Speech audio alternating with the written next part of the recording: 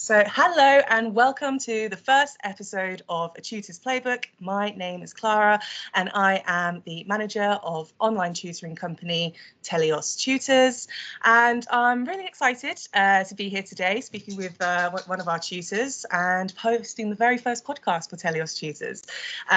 Basically want to connect with our viewers, subscribers, and share with them a little bit about our tutors who we work with, show that they are approachable, friendly and passionate individuals who are committed to helping students succeed. And this first episode is focused on politics, how politics shapes the future. And joining me today, I have Dr. John, who has a PhD in politics from Loughborough University, as well as over several years of expert tutoring with A-level government and politics students, and very impressively, an exceptional success rate of 53% of his students to achieve and excel to an A or A star, compared to the 27% nationally, which is fantastic. So Dr. John, welcome to the show. Yeah, no, it's a pleasure to have you, honestly. So you've been helping students excel in politics for years. I'd like to get into what inspired your journey into tutoring politics. How did it all start for you? Well, I suppose I've been observing politics for so long. I thought it was kind of time in a way to give a little bit back as well. But I was at Loughborough University doing my PhD and I needed a little bit of extra money coming in.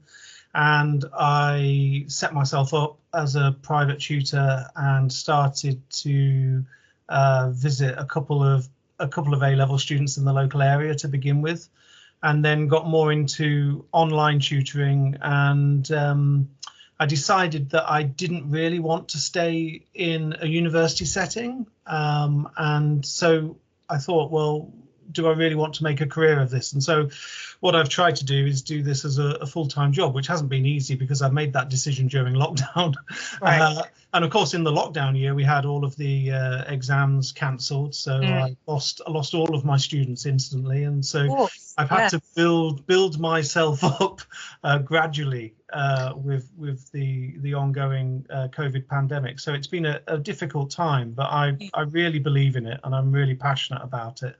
And yeah, I just enjoy making a difference, I think, and explaining politics to people, because I've not only spent time studying politics myself, I've also worked in the civil service. So I've worked in government in the Home Office, which I did initially because I wanted to get close to ministers, and I thought I would get to see the cut and thrust of politics. And as a junior civil servant, that's quite hard.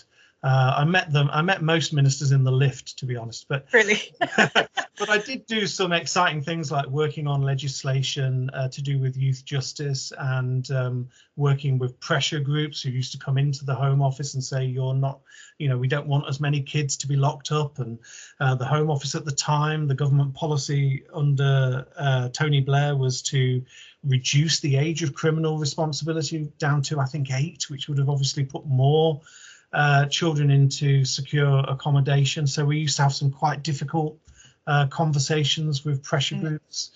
I did things like interviewing asylum seekers, which is still obviously always in the news. Yeah. And I did occasionally meet ministers correctly and in the course of the job, and I even got the chance to draft some questions and answers that the Prime Minister should say if they ever came up in PMQs. So somewhere in Tony Blair's folder once were some questions that I drafted and the answers that he should say. The questions never came up. So another wasted afternoon in government. Can you imagine? It's always better to be prepared, I guess. But it helps you as well connect practical politics with the academic subject itself. So transitioning and transferring your skills and experience, it puts you really in a high position with students, I think. And so tell me a little bit about that transition from say doing politics to teaching it.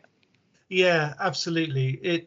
So when I first started tutoring, I was kind of a little bit scared of talking about my experience in the civil service, because I was worried that it was very particular to me and not always relevant, but over the years I found a way to bring the stories out where they are relevant. So, for example, I've just mentioned those meetings with pressure groups, and occasionally that crops up. If I'm doing a lesson on pressure groups, I can talk about what it was like to discuss things with pressure groups in government, because there's a split between insider and outsider pressure groups that's part of the specification. So I can talk about those pressure groups that were insiders and that we had to have discussions with. I've got quite a good story about how I was sent as a junior official actually to a conference at Loughborough University before I came to Loughborough. Wow. Okay.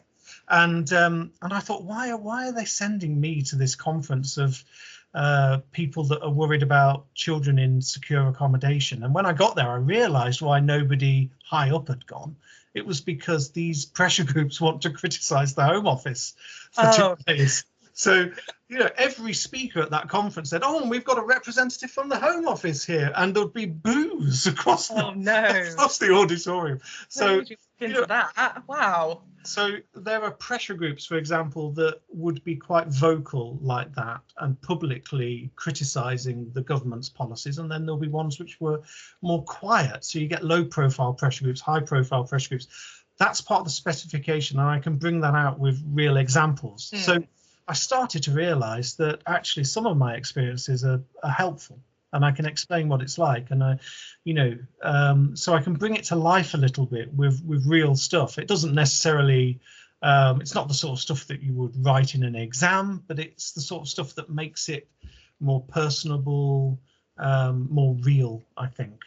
Definitely. And I think with politics in particular, a lot of it is to do with discussion and being having that intellectual knowledge and understanding in current affairs. And I think we've spoken about this a little bit in the past, how some students, they don't pick up the newspaper. Well, now it's digital age, it's all to do with the podcasts and the online websites and just reading the news basically on the apps. And I think that's one of the things that you told me that you really promote, is for them to read the news and keep up with current affairs. But why do you believe students should study politics today? Oh, I think it's essential, right? So the word politics, the original meaning meant about was more about how we live our daily lives. Whereas now we think of the word politics and we instantly think of Westminster, or we think of particular politicians or a prime minister or whatever. But there's that feminist phrase that the personal is political. And that I subscribe to that. I just think that's obviously correct. Everything that happens in our lives has a political dimension, and so, you know, if you say you're not interested in politics, I think that's one of the most political things anyone could ever say, and normally it's followed by a list of things they hate about what the government's doing, right? So politics is essential to understanding the modern world, and it is also bewildering because there are so many viewpoints out there. And there's so much misinformation out there. And we've got, since 2008, with the financial crash, the global financial crash, we've seen politics being in flux. And it has sent us in all sorts of different directions. I would say that, you know, it sent us in the direction of austerity policies, first of all. Then it sent us towards Brexit. And also it sent us towards Jeremy Corbyn becoming leader of the opposition. It sent us towards Boris Johnson solving Brexit, or getting Brexit done. Solving is probably not the right phrase, because I think there might be a few ongoing issues. And so we've got a politics that is incredibly complex, incredibly volatile.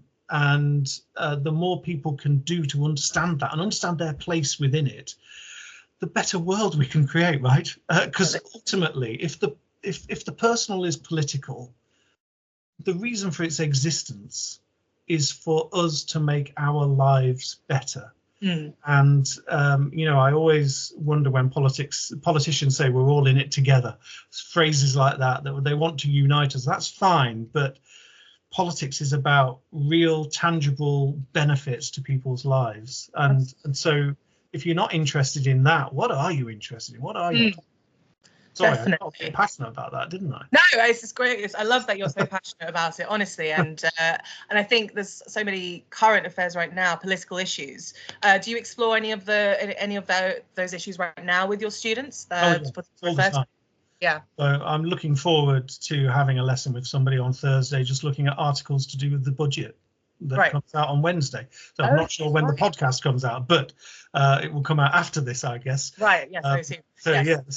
But you know, we're recording this a day before the budget, and so I'm interested in. I will sit down and watch all of that, and I will absorb it, and I'll work out my own views of it, and I want to see students understand that better.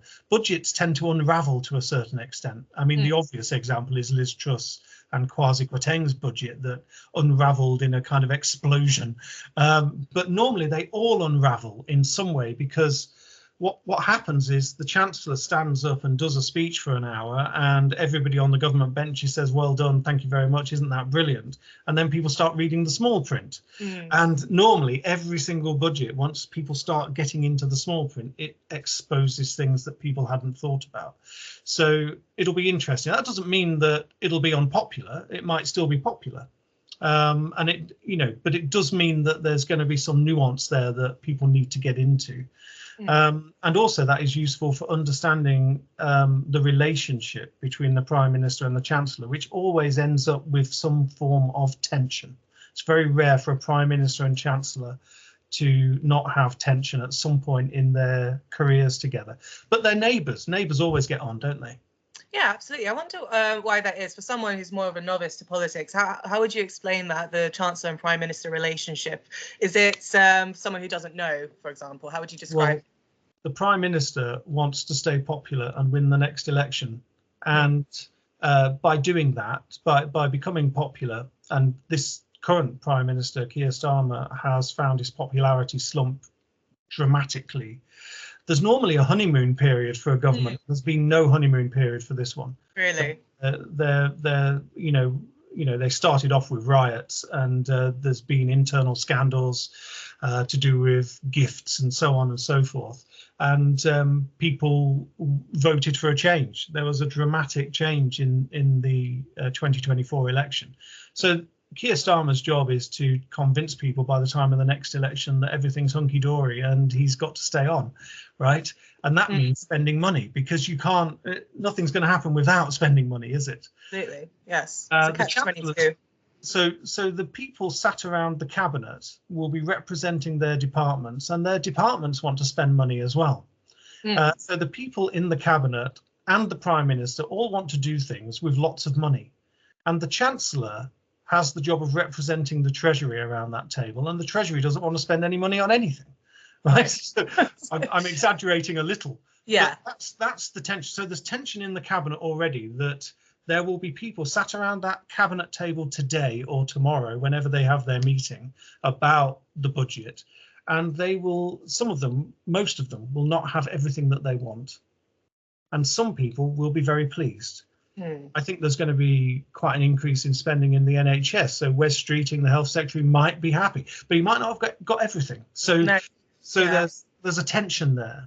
I think it's been quite a dreary start. My personal view was quite a dreary start for Keir Starmer's. And fun fact, Keir Starmer was actually my mum's old boss when he was, I believe, head of the Crown Prosecution Service, or director of the Crown Prosecution Service. So whenever he's on TV, my mother goes, "Oh, that used to be my old boss. I've shared a living with him." Like, your claim to fame, mother. Well done. Yeah, so but going a little bit more into your experience, so you've achieved a PhD, two masters, and I believe a bachelor in politics as well. Sorry, what was the last bit? A master's and a bachelor in politics. Yes, as well. That's correct. Yes. And so, what advice would you give someone to aspiring to study at this level, particularly if Loughborough or even Ruskin College? Did these institutions shape your academic journey? Yeah, definitely. So Ruskin's interesting because it's in Oxford, but not part of Oxford University. I don't know if you know much about it. No, I don't. No. Okay, so it's quite an interesting college, because it was set up deliberately to give working class people really a second chance at education. Back back around about the turn of the 20th century, so when most people weren't getting an education anyway, I would say.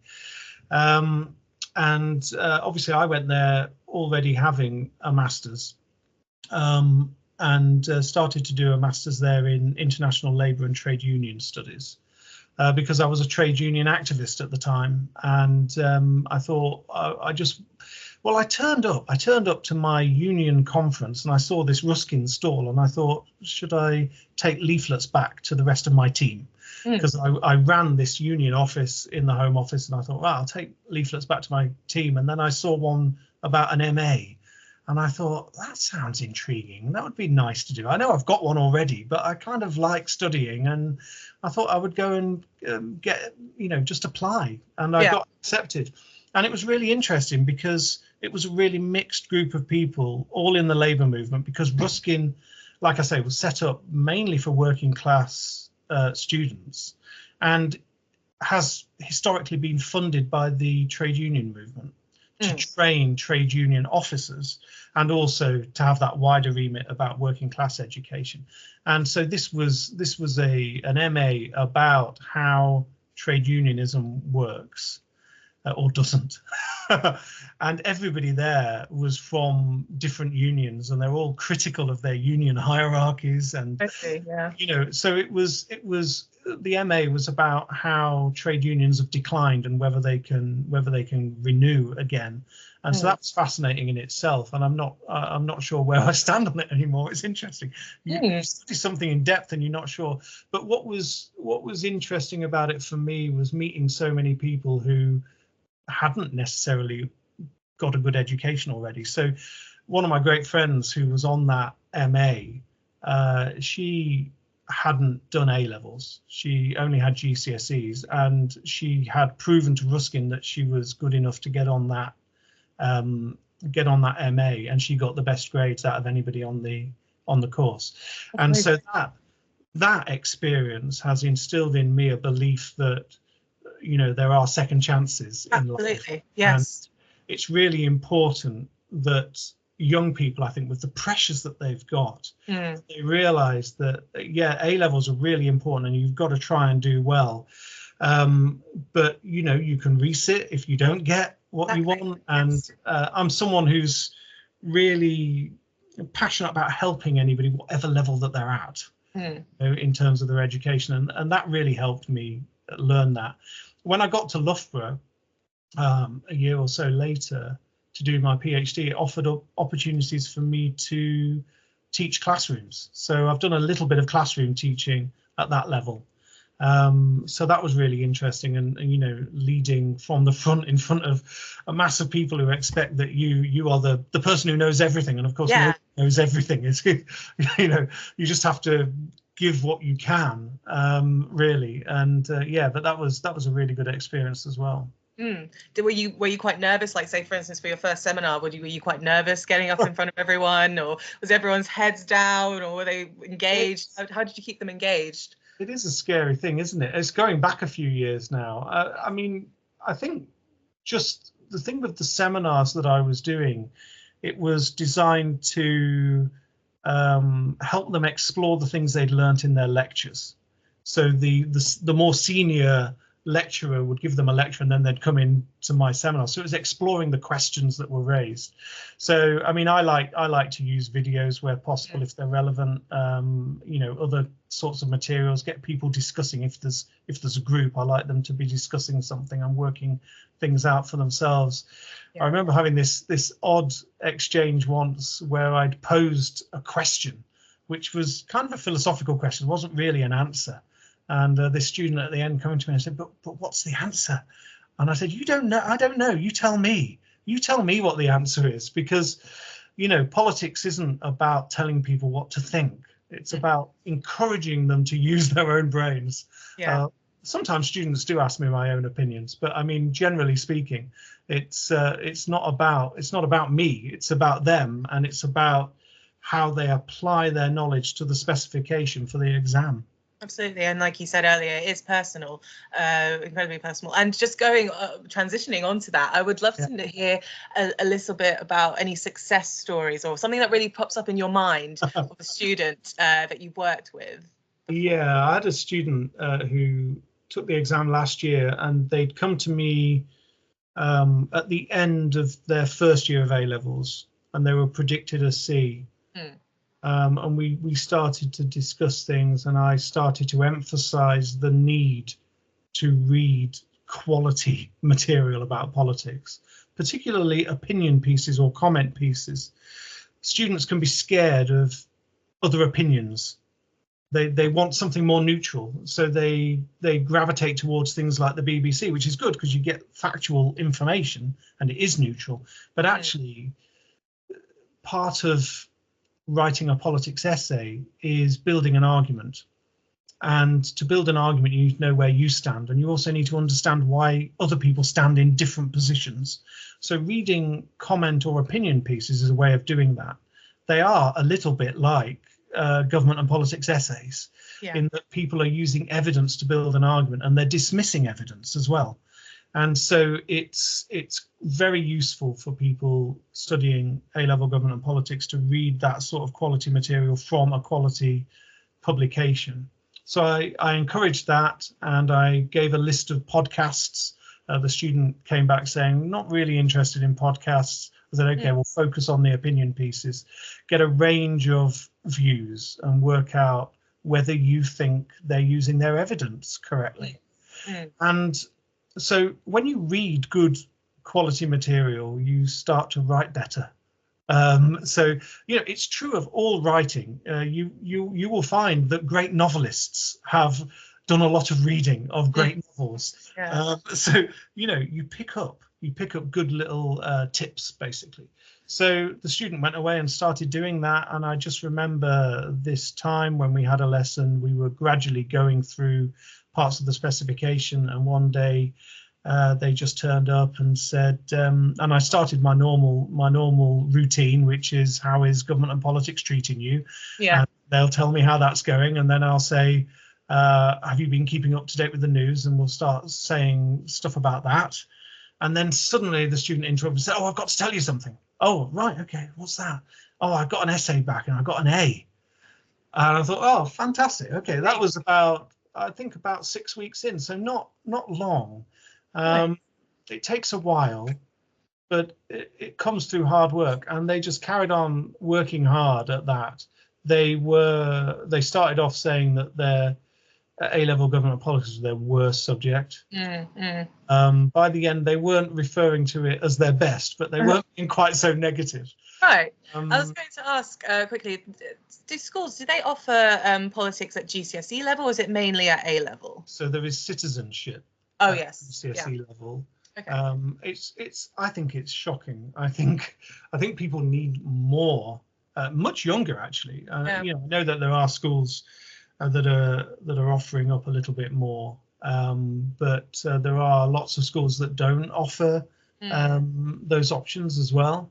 And also you find that there are schools offering A-level government and politics, but their teachers won't have the expertise. I think some of them will be history teachers or sociology teachers or whatever. And I certainly don't want to diss that, because I'm sure it's incredibly hard work.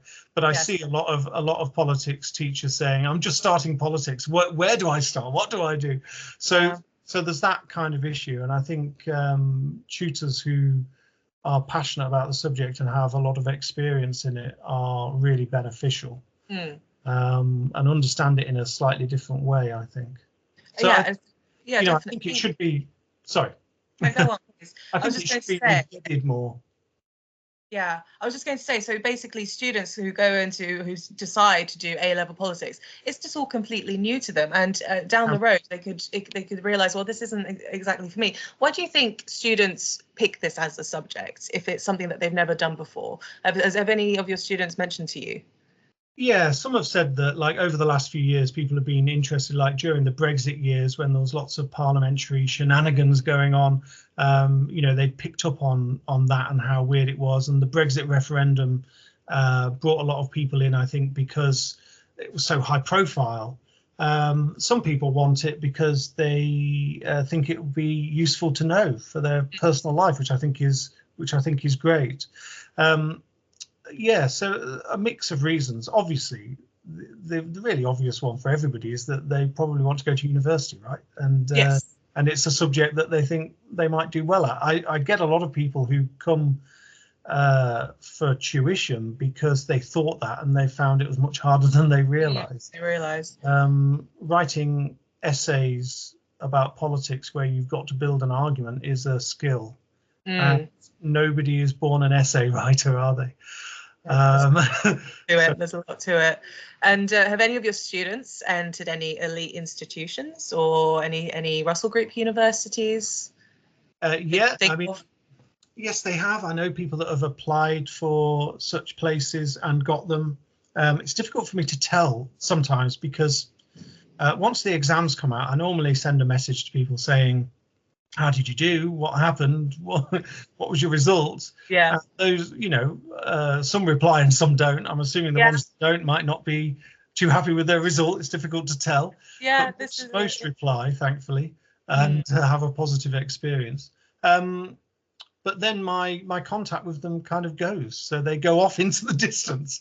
I always describe tutors as like educated Mary Poppins. Once you're not needed, you go off. Yeah, I was talking to a student about maybe one day they get into Parliament and they become Prime Minister, and I said, oh, do remember your politics tutor at that point. Do have fond memories, won't you? So. At some point, maybe I'll get a mention. I don't know, or I'll hear back from people. But it'd be nice to know what they're doing now, because the ones that I taught earliest in 2018 will now be at work somewhere, won't they? They've gone through university, which I'm fascinated by. It's always nice for us as well as a company when students come back to us and let us know how they're doing, and they're just so thankful for the dedication from their tutors, and just asking us if they can be in touch with their tutors just to say hello and that sort of thing. It's really lovely, and I think it's one of the most rewarding things about this job. But over the years, especially since COVID, what would you say the shift from in-person to online tutoring has been like for you? I've been really pleased by it, because when I started, online tutoring was seen as something kind of extra, and you had to go through more vetting to do it. And now it seems to be the industry standard. It's really handy for me because it means that I don't have to travel anywhere, obviously. And travel time takes money, doesn't it? Of course. So there's a practical basis to it, but also I think it works really well. Now it's practically the only tuition I do is online, and it works really well. I can explain anything, this method, as I can face to face. I can share videos. We can look at questions together. I mean, there's nothing that doesn't work. As long as you've got a Wi-Fi connection, you're good to go. I think it's great. Yeah. I always advocate online tuition, obviously, but I think it has a much higher retention as well than in-person tutoring. Students are in the comfort of their own homes, as long as their tutor is engaging, energetic, and has a good working relationship with them. There's no reason why online tuition can't work really well for students. I mean, obviously, you've also got to be aware of safeguarding, haven't you? Sure. I understand that, and I think I'm pretty passionate about that as well. So I can understand why some people might be concerned about that, which is why you have to have all of the DBS checking and so on and so forth, and that makes sense. So I think, providing you've got that sort of thing in place and building a good working relationship between, so it's a three-way working relationship. In fact, it's a four-way working relationship, because I've got a relationship with Telios, I've got a relationship with the student, and I've got a relationship with the parents. Yeah. So it's like building that confidence between all four parties is important. And I think, that's about integrity. It's about safeguarding. It's about quality. There's so many things there that are building up as you progress, I think. And absolutely, I agree. And with the evolution of online learning as well, it's a more personalized nature of tutoring, I think. you've got more of a holistic approach, I think, to teaching, Yeah. which is as opposed to, you know, a cookie cutter way that they present at schools, and, you know, teaching in a lecture, not every student learns at the same pace. So having more of a holistic approach, definitely. Can you tell me a little bit more about your teaching methods and what? Yeah, works? absolutely. So it depends how long I've got a student for. Sometimes people come like with weeks to go before the exam and say, help me, please. Yeah. And then that becomes a little bit difficult, because there's not much you can cover if they are lacking the knowledge. And with politics, taking a holistic approach is really important, because there are, I think, three broad elements to this holistic approach for me, which is the content, the specification. Obviously, you've got to know the specification to be able to write about it in an exam. But then the second element of that is the current affairs, because you need examples in your exam. So teaching the specification, a different topic each week, is part of it. But I also begin each lesson by asking the student what has been going on in politics, and it'll always be UK, but it'll also potentially be either the USA or global politics. But I want to see that they've learned something over the last week from. Yes. That is difficult to encourage that, but the fact that they know that they're going to be asked helps. I can always tell. Yeah. I can always tell when they've checked 10 minutes before the lesson. They tell me something that's just hit the BBC News headlines. Yes, yeah, I'm aware of that too. I want a bit more depth than that. So I'm always impressed. In fact, the most impressive thing, the thing that really makes me realise that they're doing this, is when they tell me stuff I hadn't picked up on. And I love that. I really love it when I feel a bit stupid at the time, but you know, it's always nice to know that they've been looking so in depth that they picked something I didn't think was relevant, and it was. That's great. And then the third element is the study skills. So that includes all of the research that they should be doing, the wider reading they should be doing, but also things like note taking. Like, nobody ever teaches you how to take notes, do they? Teachers will say, oh, take some notes. And you take notes and you think, what? And then you look back and you think, oh, I can't read my handwriting. I don't know why I wrote this. I don't know what this is for. So sometimes really basic lessons on note taking, lessons on reading for politics, and then the more in-depth stuff about structuring longer essays. It's quite tricky. You've got to, like I say, build an argument, but you've also got to show both sides of an argument too, and show why you're dismissing one type of argument against another. And that is demanding. It's not the sort of thing you're doing at GCSE level in most subjects, is it? And it's not something that you tend to do in most A levels either. And of course, their other A levels could be any subject. So you get some people who are doing entirely essay-based subjects, and then you get other people who might have maths, which is not quite so essay-based, and so there's a whole mix going on. I remember I did history, theology, and English literature, all essay-based subjects, and it was so much. So I completely, I can completely empathise to the students who are going through the ringer right now. But you know, Gen Z, it's a whole new generation, isn't it? So and they have really unique. I think they have a really unique approach to education and work, I think. And how do you find their attitudes towards learning politics? Well, already I'm thinking we should be saying Z. What's this Z business? Gen Z. I'm joking.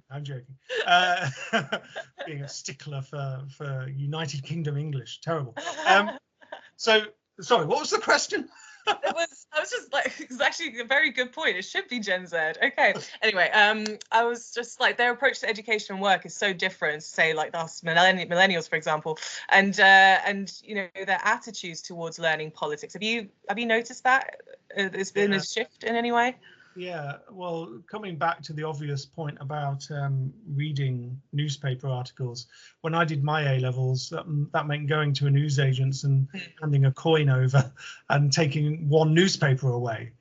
And I don't know what that newspaper would have in it that day that might be useful. Whereas now that you've got access to the world's newspapers, basically, at the touch of a button, and that is both amazing but also bewildering. How do you go about that? And young people I remember this myself. Young people are good at cutting corners, aren't they?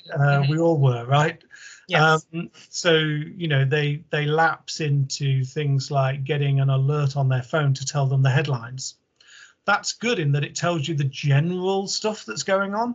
It's not like taking a deep dive into an article, though. No. It's not like reading an opinion piece. It's like, oh, okay, so that a Labour MP has been had the whip drawn because they punched someone in the street, which happened a few days ago.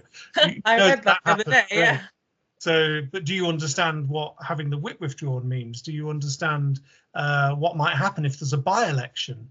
And you need to go a bit deeper than just knowing that someone's done something stupid. Yes. So would that be your advice to them then, just to take a deeper dive than okay. I mean, tempted to use myself as an example, but I'm not sure it's the great example, because people are going to find this. People are going to think, what a boring child he must have been. But I was interested in politics a lot as a kid, which was why I wanted to study it. I was just kind of baffled by it. All of these grown-ups talking so seriously about everything. I thought, what's going on? And so I used to watch it on TV. I would come home and actually watch the budget speech. And I don't think anybody else was doing that. And in those days, it wasn't even televised. So it was just a picture of the Chancellor and noise of them speaking. And so I got into it in quite a strange way. But I do think that sort of thing is useful. That they should try to get as much information as possible. There's so many good podcasts out there where people are taking a deep look. I just discovered the Hansard Society podcast, which goes into detail on how Parliament actually works. And it's why I haven't listened to it before, I don't know. I only discovered it yesterday. Oh, I love that when you find a podcast that's just for you. It's great. And it really helps you understand all of the intricacies of Parliament, because there's so much going on there that it's difficult to understand all of these rules and regulations in Parliament that have been around for hundreds of years, some of them. I mean, it's crazy. Which is why I'm going to say, how can you make politics exciting for today's students and the challenges of keeping them engaged? Because it is like 100-year-plus legislation there. How do you keep them engaged? How can people not think it's exciting, right? These people are making decisions on your life. Yeah, true. They're deciding things for you. I think it's about the enthusiasm that comes from the tutor to a certain extent. I'm not going to stop talking about it in a passionate way. So hopefully that rubs off a little bit. But also, politics is partially about understanding why people think the way they do. And so it's quite fascinating. There was a moment, it didn't really happen until I got to university, but there was a moment I remember where I'd begun to understand political ideas better. I understood what conservatism was and what liberalism was and what socialism is. And I remember an interview on TV that was being done with a politician, and listening to the questions, in my mind, I was thinking what the answers were going to be. And I was right. Every time the politician spoke, I knew what they were going to say. And getting into the heads of the politicians is quite interesting. And there's a part in the specification where you learn about those ideologies. You learn all those isms. And it's where it really starts to come alive, I think. You start to realize what people stand for, why they believe the things they do, and how that relates to policies. I see. So it's always like categorizing. But I want you to imagine that you were a Gen Z right now as a student. And would you turn to, say, for instance, AI and chat GPT? Would it be something that you would explore to help you with your studies? I can imagine people doing it. But I think it would be a huge mistake. Would be a huge mistake. First of all, because when you get in that exam room, remember A-level government and politics is entirely exam based. You don't have that at your disposal. There's no coursework in A-level. No. Really? Wow. You do essays and your teacher marks them and gives you feedback. Sure. But there's no coursework, which I think is awful, to be honest. Down to the exam. Wow. all down to 3 exam papers at the end of it, which is tough, very demanding. But you can't take your AI in there, so you can't rely on it. So that's the first reason why it's bad. But the second reason it's bad is that you won't be doing that deep dive. You're cutting corners. You need to be investing your time on building up your knowledge and your understanding of politics, not relying on other people to tell you what that means. You know? Also not using your brain effectively. There's no memory retention there whatsoever. There's a big difference between active learning and passive learning, and AI is just totally passive, really. So to any of our A-level students, subscribers watching now, turn away from ChatGPT or they turn away from the podcast. For coursework, I would imagine it's okay, but I think for exam preparation, definitely. I think there are benefits to it, yes, and it's a crazy piece of equipment that we have now. I couldn't imagine as a student just going somewhere and having it all in front of me within a matter of seconds. It's madness to me. But I think I want to go into a little bit on advice you have for tutors now, becoming an online tutor, and what advice to give someone who is interested in becoming one. Yes, well, I suppose it depends on what basis they want to do it. So some people will start like I did. They might be students themselves. They might want to start that way. Others might be teachers who want to do a little bit in their extra time if they've got spare time. I mean, it must be hard to have spare time, I think, as a secondary school teacher.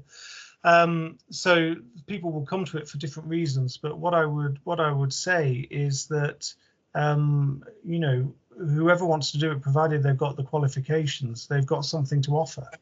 And I've never taken the view that having other politics tutors around is a rival to me, or, you know, I don't feel as though I'm in competition. No. If you see what I mean. I feel as though there's enough students to go around, and there's enough tutors, hopefully, to benefit as well. So I would encourage it. I mean, I just think it's really satisfying to let me finish that point. It's really satisfying to see how people develop, and when you get that, like that success story I talked about, when you get someone coming and saying, I got an A. That person I was talking about did get an A in the exam as well. So not just a temporary change, but that's enabled them to get to the university of choice, to progress, and the rest of their life is ahead of them. I think that is just wonderful. And to have that, to make a positive difference, you know, we can all make a difference to people's lives, but to make a positive difference is a brilliant thing. And I love that. So that's what you get out of it, I think, as well as some extra money. So, you know, but, you know, it is demanding as well. You're going to have situations where it's difficult. You're going to get students that are not necessarily as engaged as others. You're going to get students who give you one-word answers when you want them to elaborate, and you're going to get people that perhaps know an awful lot and don't accept your knowledge and understanding. There's all sorts of possibilities, but you have to go in every day and be open-minded, I think, to that, and try to build that one-on-one relationship with the student. That's the important thing. Yeah, the building the rapport online, especially. There is that barrier because you are online, but the only difference I can see with online tuition and in-person tutoring is that you cannot physically tap them on the shoulder to wake up, basically. Absolutely. I think working with diverse students as well, no student is the same. Everyone learns at a different pace, has their own academic goals, and, you know, that's why one-to-one tuition is so powerful. And this also ties back with your passion and the long-term commitment to tutoring as well, which is fantastic. So yeah, no, that's wonderful to hear. And I think I'd like to end our chat with something fun. Tell me a fun fact about you. I think I can already guess one of them as well. Really? Yes, I think I can guess. Is it something to do with Doctor Who? Oh, I do love Doctor Who, but I'd actually thought of something else that's a fun Did fact. you? Okay, well, I let's go did. into that then. But I mean, I will talk about Doctor Who a bit because it is my favourite subject. I've liked it since I was about 3 years old, so I can't escape it now, and I love it all. You know, I think I've watched everything that's available. Some of it's missing because the BBC used to trash their own videotapes, believe it or not. So there's over 100 episodes I think are still missing from the Have you watched the latest Doctor Who though? Oh yeah, yeah. Yes, And I think he's the brilliant, last that actor. I the can't remember last his episode name. the last episode I got to watch it at midnight in the cinema. Very Oh exciting. wow, that's Yeah, fun. so I love it. I think it's just it just cheers me up. It makes me feel when I'm feeling down, I'll stick. It's nostalgic. I Yeah, think for generations we've had this TV show, and it brings different generations together. For instance, my doctors were David Tennant and Christopher Eccleston and Matt Smith, and it was very much something that I don't remember what time it was on in the week, but I remember it just being such a nostalgic moment when it was on Saturday. the Christmas Saturday. specials. Yeah, it was on a Saturday. What do you mean you It was don't all know? on Saturdays. Yeah, so I go back a bit further. So I go back to watching it first in about 1979. So Tom Baker was my first Doctor. So he was the fourth, and he was very charismatic and very alien-like. I mean, he's not. The ones more recently have been a bit more kind of human. I think had a bit more human qualities to them. Anyway, that's not my fun fact. What's the other fun fact? My fun fact is that I used to. I'm going to say this how I like to say it, and then I'll clarify. I used to be a circus performer. Really? I would never have guessed that. No, that didn't come up in our interview before, did it? No, it didn't. So when I was at secondary school, my obviously you could join lots of clubs and societies after school, and I never did any of them. Because my home I was about 7 miles away from the school, so I always had to get the school bus home, and my dad was always working, so I couldn't really do it. And then this circus workshop started, and I said, Dad, look, can I do the circus workshop, please? And we came to an agreement where I could do that. So for several months, I started to learn how to juggle and to unicycle. And then we got to perform in a big top at the end of the school year. And it was just fantastic. So we did this little routine. And I was one of the 2 unicyclists in that. I haven't unicycled for over 30 years now. But I reckon you'd like to tutor online how to unicycle. I reckon I could get back into it. I mean, it's probably not much different to riding a bike, right? So I reckon I could do it again. Oh, that's so interesting. Yeah, we've in the past we've asked tutors of any skills that any transferable skills that they've had, and circus skills has come up a couple of times. Hasn't lifted off, unfortunately, online juggling lessons, but who knows? Who knows in the future? You never know. Fun fact about me: do you like dogs, John? I don't dislike them. Have you got one there? I do. This is my dog, Ruby. Oh, cute. She's a little bit camera shy, but she's our next guest on the episode, I hope. I'm more of a cat person, I have to say. More of a cat. Well, I've got 2 cats as well, and Oh, lovely. So cats are entertaining, I think, cats. Mine aren't. What do they just sleep all day and that's it? Yes, under the bed. Very very demanding in the morning, and don't come for cuddles, so you know, they're basically just a loaf of bread with fur to me. But I love them dearly. I do love them dearly. I think you need to sort that. Do you try playing with them at all? Yes, I do play with them, but they seem to have their own agendas, and yeah, well, my daughter plays with them more than I do. So. I see, yeah. But you see, that's one of the things I like about cats. They've got their own agenda. There's this element of freedom, if I can bring it back to politics. It's they are full circle.